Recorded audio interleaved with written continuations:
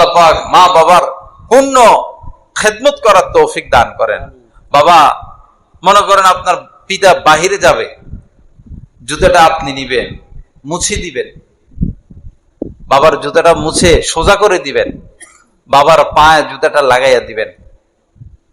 আপনার বাবা বৃদ্ধ, গোসল করতে পারে না, আপনি গোসলটা করাইয়া দেন, শরীরে সাবান দিয়া ঘষা মাজা করে, অসুস্থ মাথায় তেল দিয়া দেন, হাত পা দাবাইয়া দেন, মশারিটা টাঙ্গাইয়া দেন, ওষুধের সময় ওষুধ খাওয়াইয়া দেন।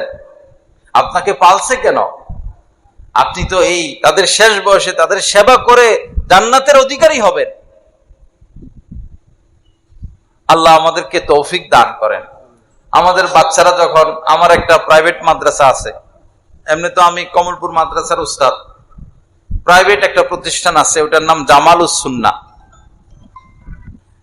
তো ওইখানে ছুটির সময় ছাত্রদেরকে আমি কিছু নসিহত করি, তার মধ্যে এটা এক নসিহত, গিয়া মা বাবার জুতা সোজা করে দিবা। তোমার মা যে কাজ করে তাকে কাজে সহযোগিতা করবা, বাবার হাত পা টিপে দিবা, মা বাবার জামা কাপড় ধুয়ে দিবা। এগুলো বলি, আবার আসলে খবর নেই কে কে মা বাবার জুতা সোজা করে দিছ। আল্লাহ পাকের মেহেরবানি পাওয়া যায়। অনেক অভিভাবক এসে, হুজুর আমার জীবনে আর কিছু লাগবে না, কি খুশি, চোখে পানি, কেঁদে দেয়। কি হয়েছে? আমার ছেলে আমার জুতা সোজা করে দিছে, আমার নিষ্পাপ বাচ্চা, 6-7 বছরের বাচ্চা, সে আমার জুতা সোজা করে দিয়েছে, আমার আর কিসের দরকার, আমার আর কি দরকার, এত খুশি হয়ে যায়।